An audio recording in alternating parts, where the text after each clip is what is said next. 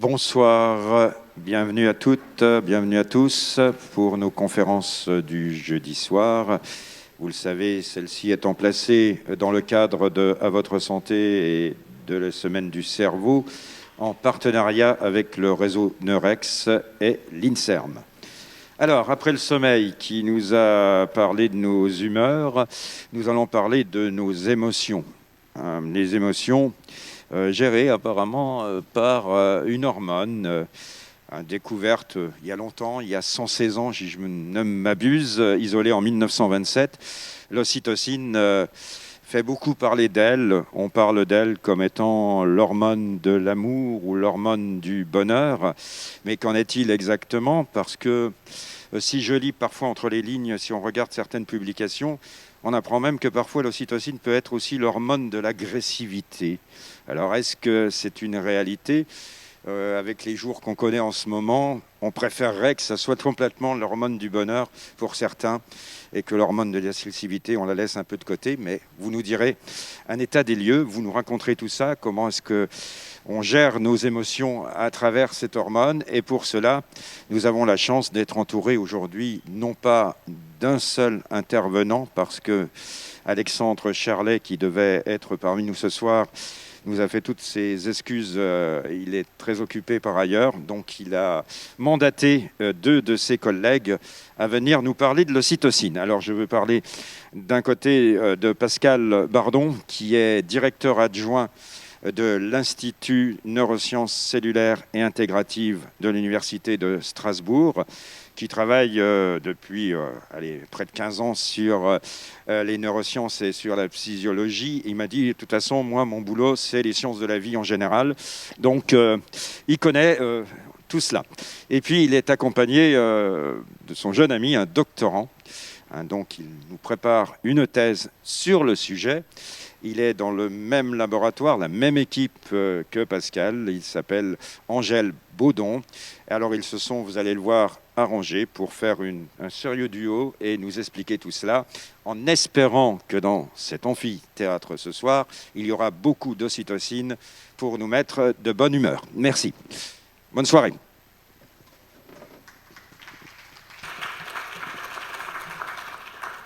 Donc oui, on est deux parce qu'il fallait bien être deux pour remplacer Alexandre Charlet qui n'a pas pu venir ce soir.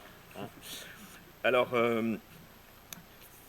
on va vous parler du rôle de l'ocytocine, quel rôle peut jouer cette ocytocine qu'on va définir un peu plus tard dans les émotions. Alors, les émotions, c'est la peur, par exemple, comme cette petite souris là, qui doit avoir un bon pic de peur, mais ça peut être aussi des choses un peu plus positives. Mais les émotions en soi, c'est assez difficile à définir, comme c'est indiqué ici. On ne sait pas trop vraiment comment le définir de manière générale, bien que une définition qui semble assez correcte, c'est que c'est une réaction mentale, donc ça implique le système nerveux central, qui est subjective, donc ça dépend des gens, et qui a un ressenti fort et qui est dirigé vers un objet, et qui induit des changements physiologiques et comportementaux. Par exemple, Angèle, c'est une des premières fois que tu parles devant autant de monde. Est-ce que tu as certaines émotions? Bah, un petit peu, c'est un grand amphi quand même. Ça fait un petit peu une petite boule dans le ventre. La fréquence cardiaque augmente, ce genre de truc quand même. Donc, ouais, changements physiologiques, ok, et comportementaux, bah... Oh là, par exemple, je suis devant une peur, donc potentiellement un danger. Je pourrais partir en courant, mais ça va peut-être un peu t'embêter. Du coup, je vais... Ouais, ça serait bien que tu restes. Ça roule. Ouais, ça m'arrangerait. Merci. Donc, les émotions, on a toujours essayé de les classifier. Donc, il y a eu une première classification de Paul Ekman qui s'est basée sur les muscles du visage et qui a identifié 6 émotions principales. Le dégoût, l'angoisse, la surprise, le contentement, la peur et la tristesse. La colère, l'anger. Évidemment, tout le monde n'est jamais d'accord, donc il y a eu d'autres classifications, vous voyez, qui sont un petit peu plus complexes. Là, on est sur 8 émotions avec des degrés divers. Mais ce qu'il y a de commun à tout ça, c'est qu'en fait, la peur, parmi les émotions, elle implique le système nerveux central. Et ce système nerveux central, eh bien, pour le moment, ça peut être une boîte noire. Donc nous, on va essayer d'éclairer un petit peu la boîte noire, que vous voyez comment ça peut se passer à certains endroits assez spécifiques, qui sont nos centres d'intérêt, notre zone de recherche. Et cette boîte noire, en fait, ce qui est intéressant, c'est que chez l'homme et chez l'animal, c'est la même. Il y a les mêmes choses qui se passent. Donc ça nous permet de pouvoir utiliser des modèles animaux sur des émotions bien spécifiques pour pouvoir comprendre ce qui peut se passer, ce qui doit se passer chez l'homme. Et dans cette boîte noire, eh bien, qu'est-ce qu'on va regarder? Au niveau du système nerveux, donc dans le cerveau, on va regarder en particulier une structure importante. Et là, je vais laisser Angèle la présenter. Alors, j'ai choisi cet exemple parce que ce monsieur, Alex Honnold, c'est un escaladeur qui a récemment escaladé une falaise de 900 mètres de haut sans matériel. Donc, on s'imagine bien que ça terrifierait à peu près tout le monde. Ça ne sert à rien de dire l'inverse, hein. Et ce qui est intéressant chez ce bonhomme, c'est qu'il a passé des IRM fonctionnels, donc c'est-à-dire c'est une technique pour évaluer quels endroits du cerveau est actif à un instant T. Et en fait, ce qu'ils ont observé, c'est que chez un sujet contrôle, donc qu'on voit là sur la droite, quand on montre des images de vide qui provoquent le vertige normalement chez des individus, on voit une structure qui s'allume là. Là, toutes ces petites lumières qui bougent, ça correspond à une structure qui s'appelle l'amygdale, qui est située à peu près au centre du cerveau, plutôt vers le bas. Par contre, chez ce bonhomme, Alex Honnold, on voit que absolument rien ne se passe. C'est-à-dire que ça ne lui fait ni chaud ni froid de voir des images qui normalement terrifieraient certaines personnes. Donc là, c'est un autre axe de coupe, c'est une coupe sagittale, donc c'est-à-dire vu deux profils, et la flèche rouge montre l'endroit où est l'amygdale, et donc on voit que chez ce bonhomme, il n'y a rien du tout, tandis que chez les sujets contrôle, c'est allumé. Évidemment, ce n'est pas la seule structure impliquée dans la peur, on voit qu'il y en a plusieurs autres, mais pour cette présentation, on va se focaliser sur celle-ci. Donc, l'amygdale, ici, c'est le point bleu que vous voyez ici et qu'on voit ici qui tourne. Donc, évidemment, c'est une structure paire, on en a des deux côtés. Et l'amygdale, en fait, se retrouve aussi chez les animaux. Ici, vous avez un cerveau de souris où l'amygdale, c'est les structures vertes. Donc, on a les mêmes structures des deux côtés. Si on fait un plan de coupe d'un cerveau de souris et qu'on regarde, l'amygdale, c'est tous ces noyaux-là. Donc, c'est un ensemble assez structuré, assez complexe, qui est impliqué dans les émotions. Et là, comme on va le voir aujourd'hui, on va prendre l'exemple de la peur. Alors, c'est une structure complexe. Et au sein de cette structure, vous avez différents types de cellules, et ces cellules sont dans un réseau, et ce réseau est entouré non pas de vide ou de rien, mais aussi de matrices extracellulaires, de tout un ensemble de fibrillaires. Donc, quelles sont les cellules qui vont nous intéresser et qui sont impliquées, qui composent le cerveau et qui peuvent être potentiellement impliquées dans nos émotions? Évidemment, on a les neurones, et on a des cellules gliales, comme les oligodendrocytes qui sont très impliqués à favoriser le fonctionnement et la propagation de l'influx nerveux, la microglie en bleu qui est le système immunitaire résident du cerveau, et envers les astrocytes, dont je ne vous en dirai pas trop, mais on verra tout à l'heure qu'eux aussi sont bien impliqués. Alors les neurones, en fait, ils travaillent en réseau, ils se connectent les uns aux autres, et le fonctionnement des neurones, eh bien, il y a différentes parties, subdivisions, mais en fait, fonctionnellement, un neurone, c'est deux pôles, un pôle récepteur et un pôle émetteur qui émet de l'information sous forme de potentiel d'action. Et avec ce signal stéréotypé, ce potentiel d'action, il est capable de construire un message très complexe. Parce que ce potentiel d'action, on a ici un enregistrement qui montre que des potentiels d'action, il y en a à différents temps, selon différents patrons, avec différentes fréquences. Et donc ça, en fait, c'est un codage binaire. Il y a de l'information ou il n'y en a pas, et avec ça, nos neurones se parlent les uns aux autres et font que je suis en train de vous parler et que vous êtes en train de m'écouter, par exemple. Donc, ces neurones ne sont pas forcément dans un réseau qui est très linéaire. Vous pouvez avoir ici, par exemple, ce premier neurone qui est connecté, qui reçoit de l'information de 4 autres neurones. C'est-à-dire qu'il va intégrer l'information de différents endroits pour produire une réponse qu'il va distribuer, lui, à 2 autres neurones. Donc c'est un réseau neuronal, c'est une structure assez complexe qui est capable de prendre une grande somme d'informations de la digérer, de l'intégrer et de décider d'émettre ou pas un potentiel d'action qui va transférer l'information au neurone suivant. Alors comment se transfère cette information? Cette information se transfère par, ici, la connexion entre deux neurones, c'est une synapse. Et cette synapse, ici, vous avez le premier neurone en rouge qui va envoyer de l'information à ce neurone bleu et il l'envoie en émettant des molécules. Ces molécules fonctionnent selon le système clé-serrure. Lorsque ces molécules sont libérées, elles sont reconnues par le neurone qui reçoit l'information. Ça permet d'avoir un certain nombre d'échanges ioniques, donc de mouvements électriques, et qui vont générer un potentiel d'action. Alors si on regarde l'amygdale, notre structure d'intérêt, là, dans des conditions standards, juste de veille, nos cellules, nos neurones dans l'amygdale ont une certaine activité de base. Dans le cerveau, il n'y a jamais rien de silencieux. Si vous faites un EEG, c'est jamais plat. C'est mauvais signe quand le EEG il est plat. Donc, dans des conditions de base, on a une certaine activité et on est au calme. Lorsqu'il y a de la peur, il y a une augmentation de l'activité au niveau de l'amygdale et on va avoir une réaction physiologique qui va être de la panique, une accélération du rythme cardiaque, enfin, plein de réactions physiologiques. Et cette reproduit qui est la conséquence de cette augmentation d'activité dans cette structure. Ce qui est intéressant, c'est que cette activité dans cette structure, eh bien, elle peut être contrôlée. Elle peut être contrôlée par une substance qui va être un neuromodulateur.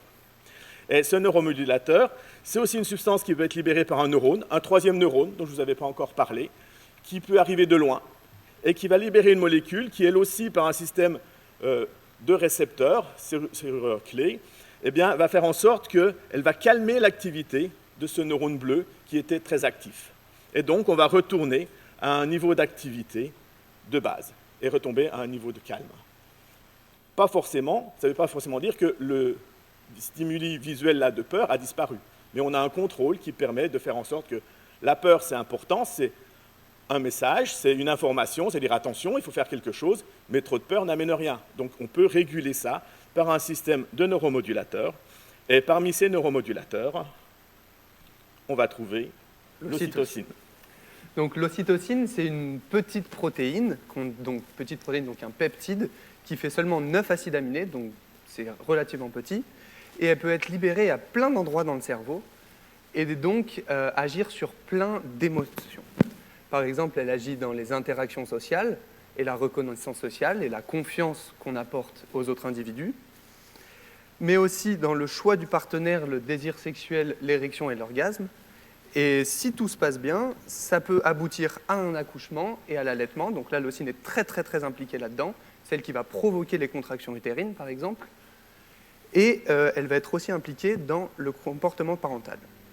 Elle est aussi impliquée dans d'autres fonctions, telles que la douleur, la peur, l'anxiété, et donc le courage, mais aussi des fonctions plus physiologiques, c'est-à-dire des fonctions cardiovasculaires, par exemple. Donc, dans cette présentation, on va se concentrer sur la peur et l'anxiété surtout, mais je ferai une petite ouverture à la fin.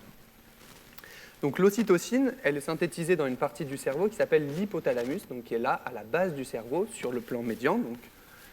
Et donc si on fait une coupe de ce cerveau, une coupe coronale, donc c'est-à-dire qui part du sommet du crâne, qui rejoint les deux oreilles pour rejoindre ensuite la mâchoire, on obtient une tranche coronale, donc c'est à ça que ça ressemble à un cerveau coupé selon cet axe.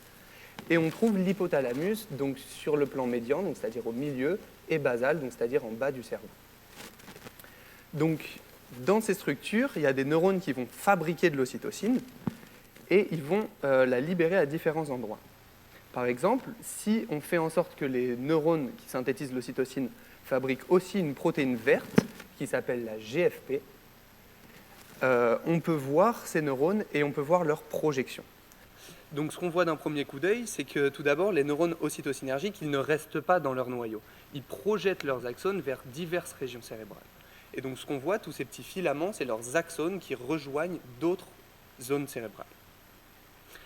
Et donc on sait que l'ocytocine est impliquée donc, dans la peur, on sait que l'amygdale est impliquée dans la peur. Donc la question, ça pourrait être, est-ce que l'ocytocine peut être libérée dans l'amygdale ? Donc l'ocytocine et l'amygdale, c'est deux structures qui peuvent sembler relativement proches, mais à l'échelle d'un neurone, c'est très très loin. Donc ici, on a l'amygdale en vert et l'hypothalamus en rouge. Et donc si on observe toujours les neurones ocytocinergiques qui expriment une protéine fluorescente verte et qu'on regarde dans l'amygdale, on peut voir des filaments verts qui sont en fait les neurones ocytocinergiques qui rejoignent l'amygdale. Donc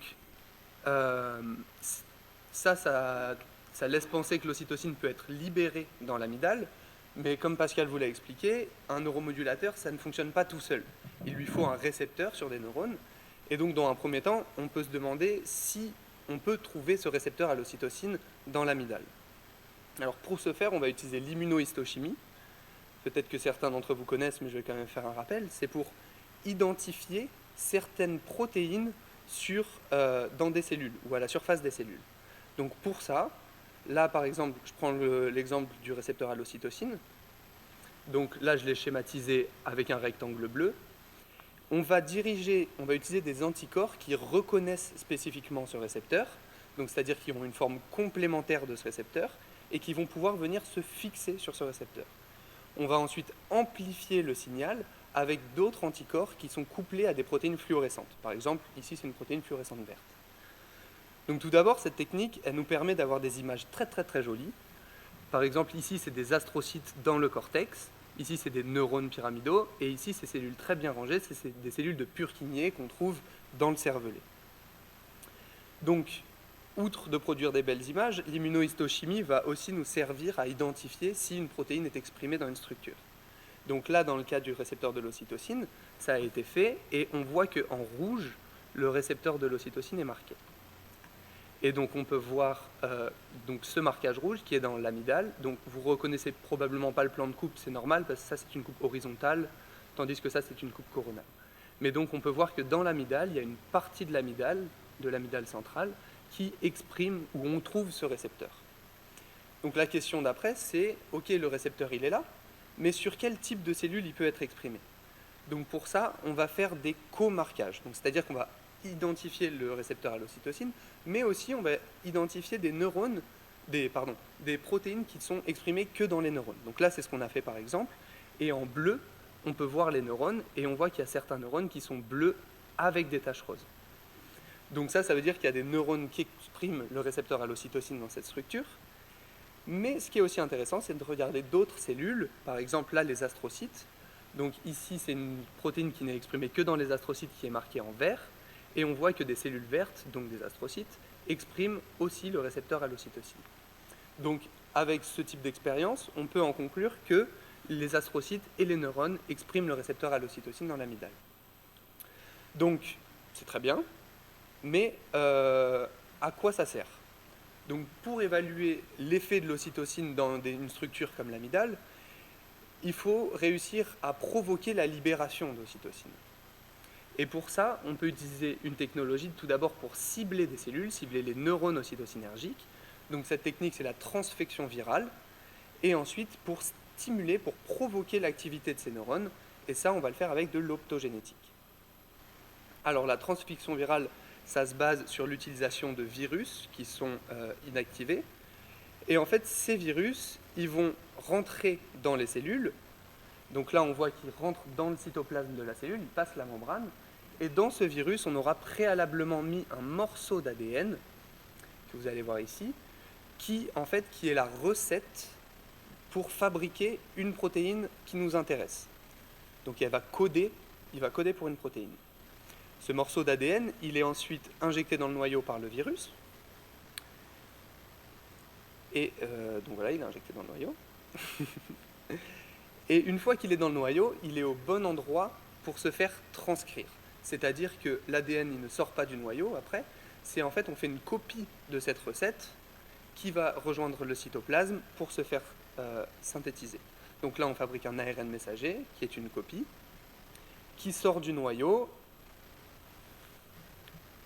et qui rejoint les ribosomes pour fabriquer des protéines. Donc dans notre cas, cette protéine, ça va être un récepteur qui va être photosensible, c'est-à-dire un récepteur qui va s'ouvrir sous l'effet de la lumière. Donc le récepteur, c'est tous les petits points verts que vous voyez apparaître sur le neurone, là. Donc il exprime ce récepteur. Et quand on illumine ce récepteur, il va s'ouvrir et ça va provoquer l'entrée ou la sortie d'ions. et donc ça peut provoquer la synthèse d'un potentiel d'action. Donc on va utiliser cette technologie pour cibler les cellules et les activer spécifiquement. Pour vous montrer à quel point c'est robuste, cette technologie a par exemple été utilisée dans des neurones qui contrôlent la locomotion et plus particulièrement la course. Et on voit que sur cette souris, lorsqu'on illumine la fibre optique qui est sur sa tête, par exemple, la souris se met à courir, et lorsqu'on cesse de stimuler ces cellules, la souris va s'arrêter. Voilà. Donc on voit qu'on a un contrôle vraiment très précis de l'activité des neurones avec le projet. Donc on va utiliser cette technique pour stimuler ces neurones et donc provoquer la libération d'ocytocine au sein de l'amygdale. Et une fois, donc voilà, donc déjà on va contrôler que ce canal, la channel rhodopsine, est bien exprimé dans ces neurones. Et ensuite, chaque fois qu'on illumine le neurone, donc c'est chaque petit rectangle bleu qu'on voit ici, on va pouvoir évoquer l'activité du neurone et générer un potentiel d'action. Donc, on peut libérer de l'ocytocine, et maintenant, comment évaluer l'effet de cette ocytocine dans cette structure? Donc, je vais vous parler des astrocytes et des neurones. Donc, tout d'abord, les astrocytes, ils n'ont pas d'activité électrique comme les neurones. Enfin, ils ont une activité électrique, mais ils ne sont pas excitables électriquement, c'est-à-dire qu'ils ne peuvent pas faire de potentiel d'action. Mais ils ont un autre type d'activité qui est basé sur des variations de calcium intracellulaire. C'est-à-dire que dans une cellule, en général, il y a très peu de calcium, mais lorsqu'une cellule est stimulée, il y a du calcium qui peut rentrer dans la cellule et élever le niveau de calcium intracellulaire, et ensuite le calcium se lie à divers enzymes et peut provoquer diverses réactions enzymatiques. Donc, pour évaluer l'effet des astrocytes, on peut utiliser l'imagerie du calcium intracellulaire. Cette technique, elle se base sur la propriété de certaines molécules à devenir fluorescentes lorsqu'elles lient un atome de calcium. Donc, cette molécule, qu'on appelle un indicateur calcique, on peut la mettre dans nos astrocytes, et ainsi, s'il y a une augmentation du calcium intracellulaire dans ces astrocytes, on verra une augmentation de la fluorescence de ces cellules. Donc ici, par exemple, c'est une vidéo,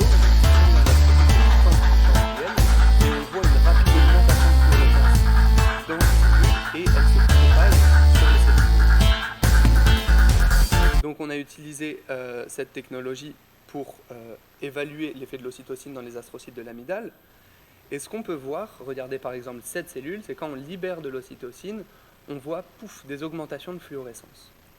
Donc ça, ensuite, on peut le quantifier. Donc on mesure l'intensité de fluorescence de cette cellule au cours du temps, et on peut obtenir ce genre de tracé. Donc là, on a la fluorescence en fonction du temps, et la barre jaune représente la libération d'ocytocine. Donc on voit qu'il y a relativement peu de variations de calcium intracellulaire avant la libération d'ocytocine, puis tout d'un coup, hop, on observe des grandes variations de cette concentration de calcium intracellulaire.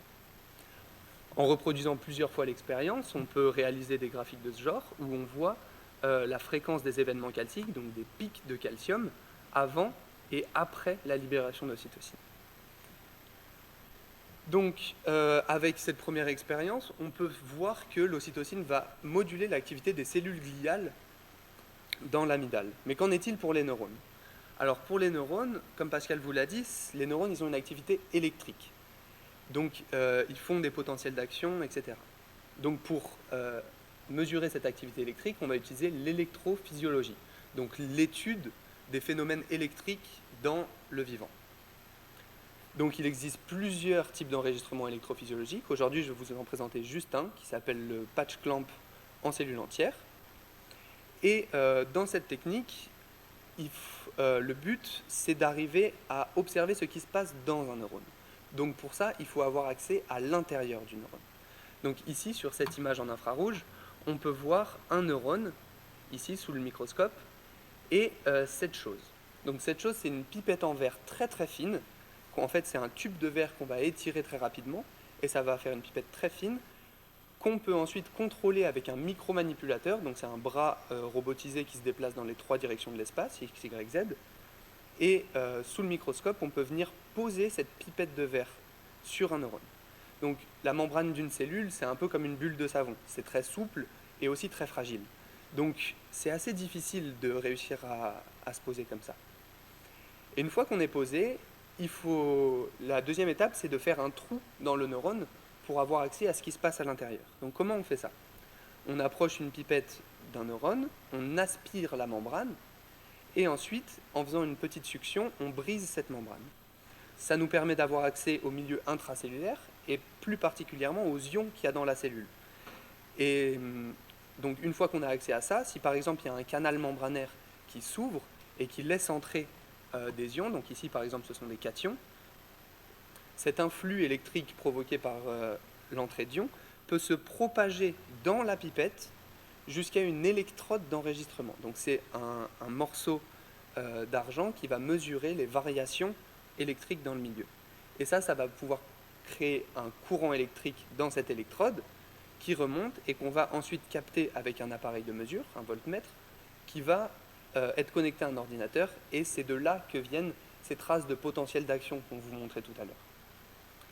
Donc en utilisant cette technique, on peut enregistrer les neurones de l'amygdale et provoquer la libération d'ocytocine. Et donc ce qu'on voit, c'est que ces neurones, ils ont une activité basale, et lorsque par exemple il y a un stimulus de peur, il y a des neurones qu'on appelle fear on, qui sont actifs pendant un stimulus de peur, qui vont augmenter d'activité. Et si on provoque la libération d'ocytocine, on va pouvoir diminuer l'activité de ces neurones. Donc, avec ces expériences, on a vu que l'ocytocine peut être libérée dans une structure et agir sur l'activité des cellules dans cette structure. Donc maintenant, si on fait un petit zoom arrière et qu'on essaye de comprendre quel est l'effet, parce que c'est bien, les cellules elles font des potentiels d'action, elles font des pics de calcium, mais quel est l'effet au niveau du comportement? Donc, je vais me focaliser sur le comportement de peur dans un premier temps. Alors, comment on teste ça chez l'animal? Donc, il y a plusieurs manières de tester le comportement de peur, comme on l'a vu au début, par exemple en faisant passer une ombre sur une souris, ou alors on peut tester comment elles apprennent la peur. Par exemple, ici, c'est un conditionnement de peur, donc c'est-à-dire qu'on met le rat dans une cage, donc ici c'est une cage violette, et il va avoir des chocs électriques. Et ensuite, quand on le remet dans cette cage, il va avoir mémorisé que c'était pas super cool la dernière fois, et du coup, il va avoir une réaction de peur. Cette réaction de peur, elle se mesure en durée d'immobilité, le freezing, c'est la pétrification. Et donc, ce qu'on voit, c'est que pendant le conditionnement, le rat apprend à avoir peur, puis pendant le test, normalement, il est effrayé de la cage. Et ce qu'on observe, c'est quand on libère de l'ocytocine, donc là, le rat est effrayé, et quand on libère de l'ocytocine, on va pouvoir arrêter ce comportement d'immobilité. Et donc là, c'est en accéléré. On va pouvoir arrêter ce comportement d'immobilité et donc diminuer la peur. On peut le quantifier de la manière suivante. Donc là, ici, c'est la durée d'immobilité en fonction du temps. Et on voit que le rat est tout à fait immobile au début. Et lorsqu'on libère de l'ocytocine, donc là, il y a deux conditions, pendant 20 secondes ou pendant 2 minutes, on va pouvoir diminuer la durée d'immobilité de l'animal. Ce qui laisse à penser que ça diminue sa sensation de peur. On peut aussi tester d'autres comportements, tels que par exemple l'anxiété ou le bien-être. Et pour ça, on va utiliser un labyrinthe en croix surélevée, par exemple. Donc le labyrinthe en croix surélevée, c'est une plateforme en forme de plus, avec 2 bras qui ont des murs, qui sont fermés. Et ça, c'est plutôt rassurant pour les rongeurs. Ils aiment bien être plutôt à l'obscurité contre des murs. Et 2 bras qui sont ouverts, c'est-à-dire qu'ils surplombent le vide et ils sont plus illuminés. Et en fait, plus l'animal va rester dans les bras fermés, plus on va penser qu'il est anxieux, plus il ira dans les bras ouverts, plus il aura des comportements d'exploration, donc il sera en confiance. Et donc ce qu'on peut voir par exemple ici, c'est que lorsqu'on injecte de l'ocytocine à un animal, ça marche pas du tout. Ça marche pas du tout. Bon bah c'est pas grave. Imaginez, lorsqu'on injecte de l'ocytocine à un animal, en fait, il va passer presque autant de temps dans les bras fermés que dans les bras ouverts. Donc il va explorer son environnement, qu'importe qu'il y ait des endroits plus anxiogènes, alors que quand on empêche l'action de l'ocytocine dans l'amygdale, le rat va rester uniquement dans les bras fermés et il ne va pas trop aller dans les bras ouverts qui sont plus anxiogènes pour lui. Donc de la même manière, on peut quantifier ça. Et là, on voit le temps que le rat passe dans le bras fermé en fonction de différentes conditions. Les animaux contrôle, c'est-à-dire auxquels on n'a rien fait du tout et qu'on a juste mis dans ce labyrinthe, ils restent environ 65% du temps dans les bras fermés, qui sont plus plus agréable pour eux, moins anxiogène. Quand on met de l'ocytocine chez un rat, il va presque explorer autant les bras ouverts que les bras fermés, et c'est ce qu'on peut voir ici. Le pourcentage du temps dans un bras fermé est environ à 50%. Donc là, on voit que le rat se sent plus en confiance. Par contre, si on enlève le récepteur de l'ocytocine des astrocytes de l'amygdale, donc des cellules gliales, on voit qu'on perd cet effet de l'ocytocine et qu'on retourne au même niveau que le contrôle. Donc ça, c'est très intéressant parce que ça veut dire que les neurones ne sont pas les seuls à traiter l'information dans le système nerveux central. On peut aussi tester d'autres effets comportementaux, par exemple les interactions sociales. Et pour ça, là par exemple, à gauche, on a un rat chez qui on a mis de l'ocytocine, le rat rouge, et on voit qu'il veut absolument rester avec l'autre rat, ils sont super copains, et ils font que de se courir après et de se sentir les fesses. Par contre, lorsqu'on bloque l'ocytocine dans l'amygdale, on voit que les rats sont pas vraiment super copains, ils interagissent, mais pas autant que lorsqu'il y a de l'ocytocine. Pareil, on peut quantifier ça, et donc pour quantifier ça, on va quantifier le temps qu'ils passent à interagir. Et ce qu'on voit, c'est quand on rajoute de l'ocytocine, on augmente le temps passé à faire des interactions sociales, mais cependant, lorsqu'on bloque l'ocytocine, on va diminuer ce temps. Donc là, encore une fois, on compare toujours au contrôle, qui sont des rats à qui on n'a rien fait du tout. Donc, les messages à retenir sont les suivants. Tout d'abord, les émotions, ça résulte de non seulement des stimulations environnementales, mais aussi de l'intégration qu'on en fait dans le système nerveux central. Et donc, ce n'est pas simplement ce qu'on observe, mais aussi l'état d'esprit dans lequel on est, les connaissances qu'on a, la mémoire, etc. Cette intégration, elle se fait au sein de plein de structures, par exemple l'amygdale, mais l'amygdale, c'est particulièrement intéressant parce qu'elle est responsable de l'attribution de la valeur émotionnelle des stimulations de l'environnement. Donc, c'est-à-dire, c'est ici que va se décider que se prendre un choc électrique, c'est pas agréable, et que manger un gâteau au chocolat, ça l'est.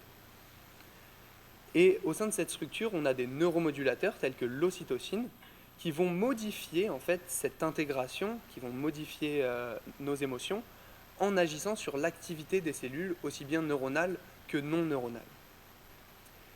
Cette activité donc de structure, elle est basée sur la collaboration entre les neurones et les cellules gliales.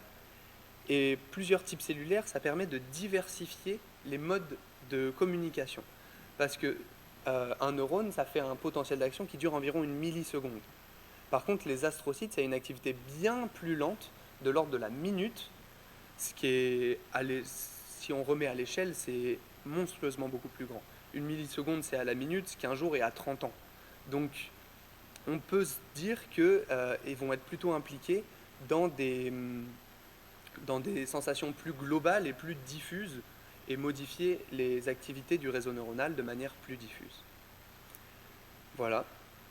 Je vous remercie de votre attention et si vous avez des questions, je serai ravi d'y répondre. On sera ravi d'y répondre, pardon.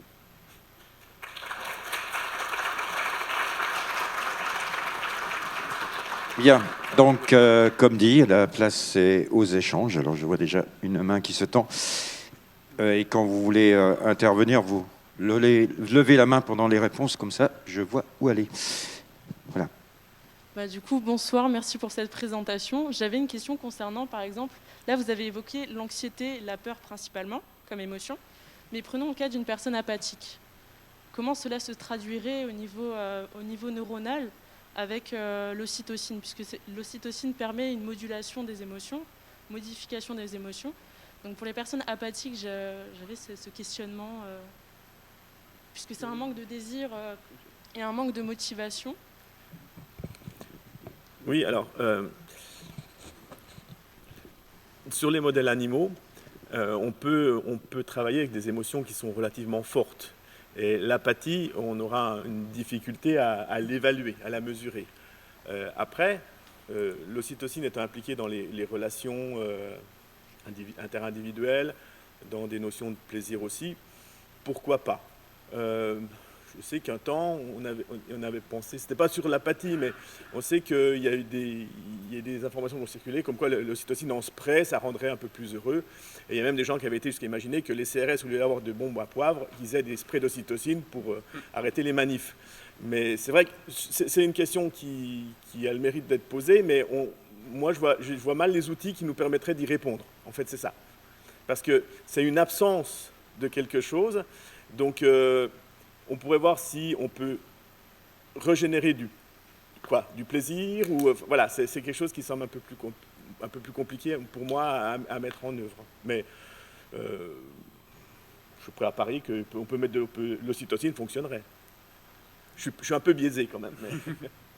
Et puis, en fait, il y a non seulement, ça peut être un défaut du système ocytocinergique, par exemple, mais en fait, ça peut aussi venir de ailleurs. Ça peut venir de... Parce que ça, ce qu'on a présenté là, c'est un aspect, c'est une molécule parmi une panoplie qui sont impliquées dans des réactions extrêmement complexes. Donc, ça peut être aussi dans l'activité basale de la structure, ça peut être qu'il y a moins d'ocytocine ou d'un autre neuromodulateur qui serait libéré. Le problème, il peut venir de plein d'endroits. Mais ce n'est pas impossible, oui, de penser que si on arrive à stimuler la sécrétion d'ocytocine, par exemple, ça pourrait modifier. Mais après, il faudrait réussir à faire une plasticité pour que ça s'installe à long terme. C'est un petit peu compliqué.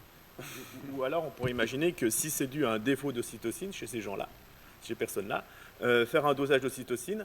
Alors, nous, l'ocytocine qu'on regarde ici, c'est l'ocytocine qui est libérée dans le système nerveux central. Mais on peut faire un parallèle avec l'ocytocine hormone qui est libérée dans le sang et qu'on peut retrouver dans des tests salivaires. Donc on peut faire, il y a eu des expériences comme ça où on faisait des tests salivaires pour voir la quantité d'ocytocine dans des situations stressantes ou pas stressantes, des choses comme ça. Donc oui, finalement, il y a quand même quelques outils, plus chez l'humain que chez l'animal, là je dirais, en fait.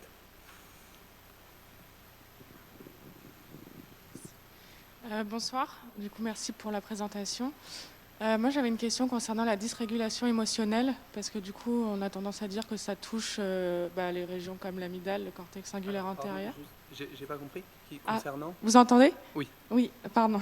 Oui, c'était concernant la dysrégulation émotionnelle, du coup. Ok. Parce que je sais que, du coup, ça touche ces régions-là, notamment l'amygdale, on peut trouver des problèmes. Et je voulais savoir, du coup, si ça impactait la production et libération d'ocytocine. Est-ce qu'on ne pourrait pas envisager aussi des traitements avec l'ocytocine? Alors, ce sera un petit peu le même type de réponse, hein. Mais ce que je peux apporter en plus, c'est par exemple, on sait que dans des maladies, encore une fois, on prend toujours des exemples très forts parce que c'est plus facile à observer, les variations sont plus importantes. Mais par exemple, dans les cas d'autisme, où il y a des très grandes différences d'interaction sociale, ça n'a rien à voir avec la dysrégulation émotionnelle, c'est bien, mais c'est très loin sur le panel. On sait que l'ocytocine est énormément impliquée là-dedans. Mais encore une fois, le problème peut venir de plein d'endroits. Et si je peux compléter, c'est-à-dire que on est toujours tenté de faire un traitement de l'ocytocine. Sauf que l'ocytocine, c'est très puissant, mais on a un problème, c'est que c'est quelque chose qui, si on le prend par voie orale, une fois qu'on le retrouve dans le sang, sa demi-vie dans le sang est de quelques minutes, et qu'en plus, elle passe très mal la barrière hémato-encéphalique, donc elle ne rentre pas dans le cerveau, parce qu'elle est détruite avant. Alors, au laboratoire, on a eu des collaborations pour faire des molécules synthétiques qui passeraient la barrière hémato-encéphalique et qui auraient une durée de vie plus longue. On a testé ça sur la douleur. Mais voilà, c'est vrai que c'est des questions qui sont très complexes parce qu'elles touchent à différentes parties cérébrales. La dysrégulie, c'est-à-dire que c'est toutes les émotions. Donc, voilà, c'est quand même quelque chose qui, à mon avis, c'est une bonne quinzaine d'années de recherche là-dessus pour arriver à quelque chose. Voilà. J'ai une question par ici. Bonjour. Alors ma question était, est-ce que lors d'une crise d'angoisse ou dans un état assez extrême de stress, est-ce que l'ocytocine entre forcément en compte ou est-ce qu'il peut y avoir totalement autre chose qui pourrait permettre de se régulariser soi-même au niveau du stress? Alors, l'ocytocine sera toujours libérée, mais son action ne sera pas toujours majoritaire. Donc c'est-à-dire que c'est encore une fois des histoires de cocktails, de jauge. Par exemple, ça a été montré que dans des grands stress, quand on booste à fond la sécrétion d'ocytocine, on va favoriser, donc là par exemple chez l'animal, quand il stresse, il y a deux comportements particuliers. D'abord, il peut friser, donc ça c'est la pétrification, mais s'il peut s'échapper, il va aussi favoriser le fait de s'échapper. Donc et donc quand on booste la libération d'ocytocine, on va basculer en fait plutôt la réaction à la peur. On ne sait pas si c'est la peur elle-même, parce qu'on ne peut pas provoquer la libération d'ocytocine chez l'homme par exemple. Mais donc chez l'animal, on voit qu'il réagit différemment. Donc elle est toujours plus ou moins impliquée, mais en fonction des situations, ça va provoquer des effets différents. Et moi, j'ai un autre exemple. Alors, je ne me rappelle plus des détails d'une étude scientifique qui a été faite chez l'homme, chez des choristes et des solistes, où justement, par dosage salivaire, on pouvait doser la quantité d'ocytocine et la quantité de cortisol, qui est l'hormone du stress. Et évidemment, il y avait moins de cortisol chez les choristes qui étaient en groupe, qui étaient rassurés, que chez un soliste qui est tout seul devant le public. Et si ma mémoire est correcte, en fait, ces gens-là, les solistes, ceux qui étaient performants, finalement, ils avaient plus d'ocytocine. Toujours, on retrouve en salivaire, donc ça veut dire que c'est très global, mais donc il y aurait un petit équilibre, contre une balance à ce niveau-là aussi. D'autres interventions? Oui, j'arrive à vous. Merci. Je m'avance peut-être, mais j'ose supposer que les situations de couple ou d'alliance, en tout cas de coopération avec longue durée avec un individu, sont des contextes favorables à la production d'ocytocine en masse, que ce soit pour l'homme ou la femme. Est-ce que je m'avance trop en posant le postulat que c'est peut-être pour ça que les hommes chopent une forme de paresse, en fait, au bout d'un moment, quand ils sont en couple? C'est simplement parce qu'à force d'avoir produit de l'ocytocine en masse, à force d'avoir des rapports et de fonctionner en synergie avec la femme, du coup, voient leur tempérament agressif tempéré par l'ocytocine? Oui. Okay. Oui, vous avancez trop. Mais c'est assez intéressant ça, ce genre de choses, parce que notamment pour l'ocytocine, elle a été très très très médiatisée, parce que depuis qu'on a découvert que chez les, comment on dit, les trucs de prairie là, bon, je sais plus comment ça s'appelle. Des campagnols de prairie. Des campagnols, c'est ça. Parce qu'il y a, avec cette étude des campagnols des champs et des campagnols des montagnes, que si on met de l'ocytocine à des campagnols qui sont monogames, polygames, ils deviennent monogames, et inversement. Et donc en fait, ça a eu tout un élan médiatique autour de ça, mais c'est pas parce qu'on a de l'ocytocine à un moment qu'on va être plus agressif ou plus fidèle ou plus... C'est beaucoup plus compliqué que ça en fait. Et il faut surtout pas penser qu'une molécule seule peut faire ça. Est-ce que je peux me permettre une deuxième Bien sûr. question? Ouais. À quelle échelle de temps les niveaux d'ocytocine peuvent varier de façon significative? Est-ce que c'est à l'échelle de l'heure? Est-ce que c'est de la semaine? Ça dépend du processus physiologique. Par exemple, pendant l'accouchement, l'ocytocine elle va être libérée en pulse pour provoquer les contractions utérines. Et donc là, ça va être des variations de l'ordre de la minute. Après, dans la vie en général, si vous êtes stressé en général, vous pouvez avoir des variations d'ocytocine sur des jours, des mois, j'imagine. Oui, et puis il y a aussi, quand on a une libération qui est faite comme ce qu'on a montré là, c'est à la milliseconde. D'accord. Ouais. Sur des durées qui vont être plutôt de l'ordre de la milliseconde, de la seconde. Ok, et les niveaux ne redescendent pas aussi vite, je suppose aussi? Ça descend assez vite, puisque au sein du système nerveux central, l'ocytocine elle est dégradée en environ 1 ou 2 minutes. Sa demi-vie, c'est environ 1 ou 2 minutes. 15. Donc, 15 dans le sang. Non, ça, Ah oui, non, oui, 1 ou 2 dans le sang et 15 dans le système nerveux central, pardon. Et donc, en effet, ça va être plus long que de l'ordre de la milliseconde, Mais à l'échelle d'intégration de comportement, c'est encore relativement long. Angèle, quand vous répondez, il faut... Ah oui, pardon. Ok. Voilà, d'autres interventions? Oui, le temps que j'arrive à vous, j'ai une question. Ils vous font La semaine courir. dernière, on a parlé du sommeil. Est-ce qu'il y a des analyses de production d'ocytocine pendant le sommeil? Est-ce qu'on voit des différences avec les cauchemars ou autres? Est-ce qu'il y a des mesures là-dessus? J'en ai aucune idée. Mais pourquoi pas? Parce que si on fait cauchemar, c'est une peur virtuelle, mais qui peut être ressentie comme telle, dans un état de sommeil. Donc les réponses physiologiques, elles vont être complètement différentes, ou voire absentes.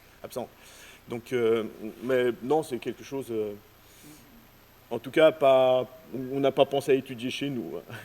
Voilà, je vous ai donné une idée. J'avais une question par rapport à la dépendance, du coup, et principalement peut-être la dépendance affective. Je voulais savoir, du coup, s'il y avait un lien avec l'ocytocine et justement peut-être un problème de libération, peut-être, et du coup, ce qui ferait que ça n'arriverait pas à moduler cette dépendance.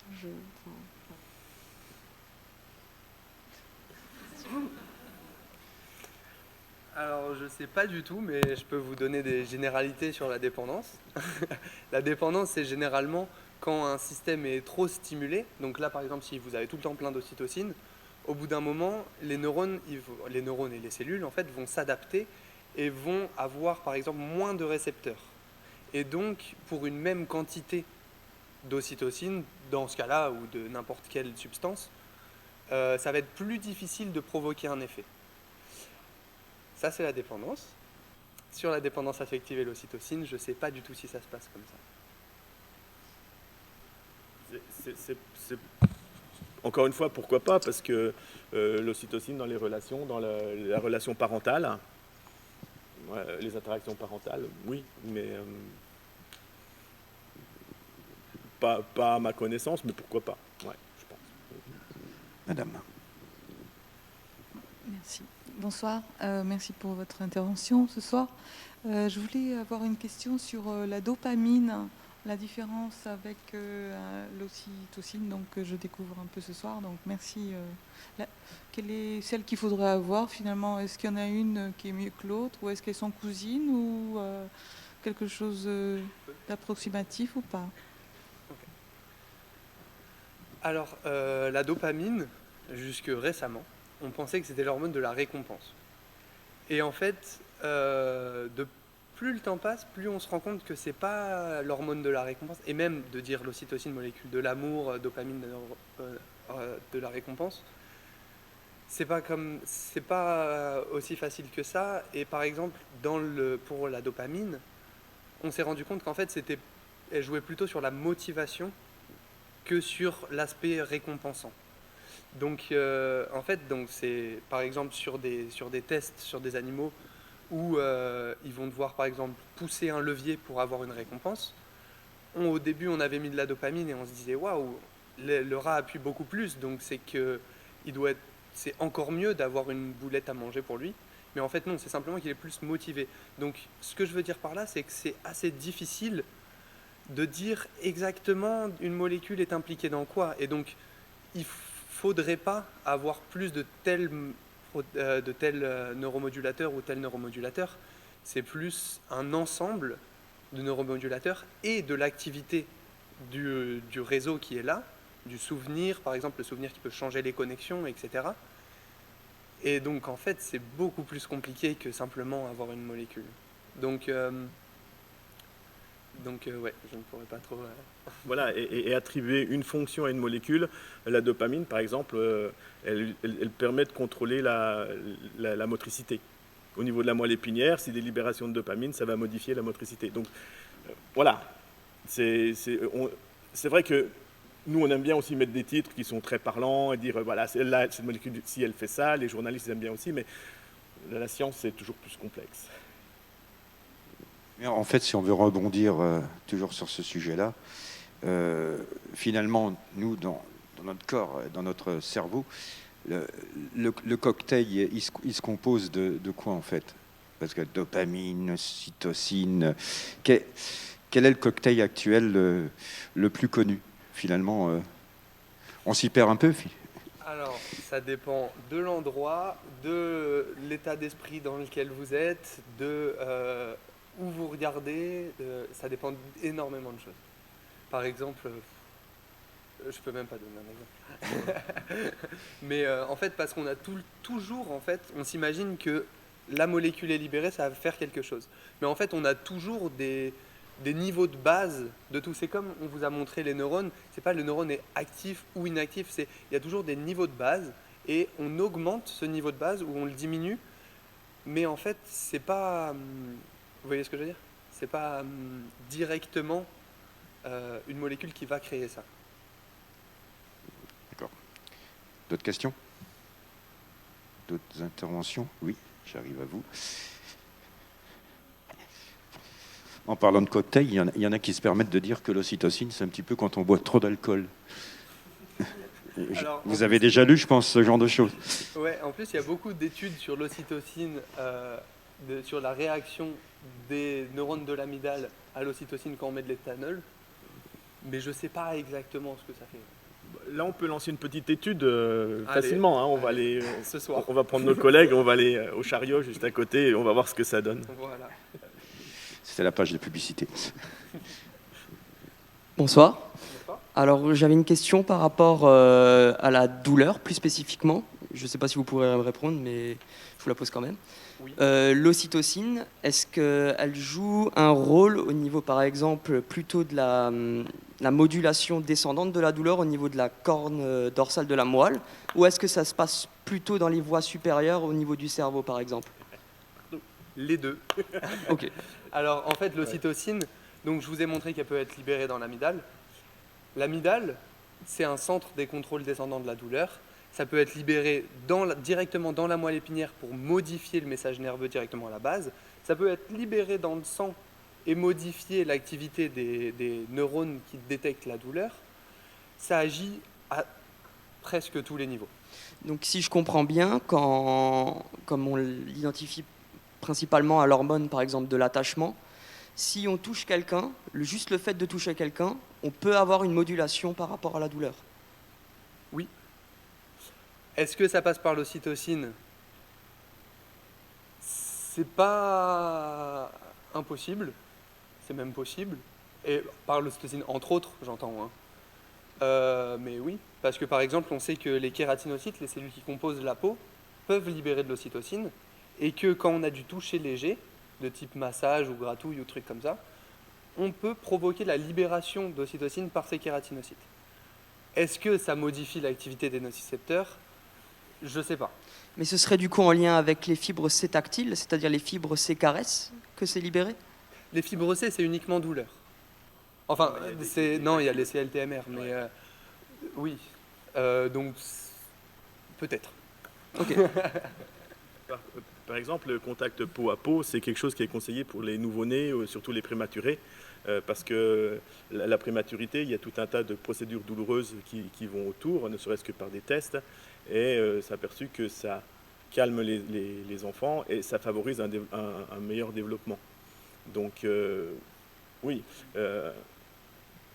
Les études qui ont été faites, c'est qu'on a regardé l'ocytocine sur les fibres nociceptives. On n'a pas regardé les tactiles.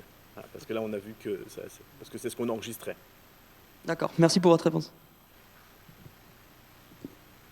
D'autres questions, d'autres interventions? Oui. C'est une question un peu, je dirais, négative, parce que sur quoi, en définitive, l'ocytocine ne joue pas?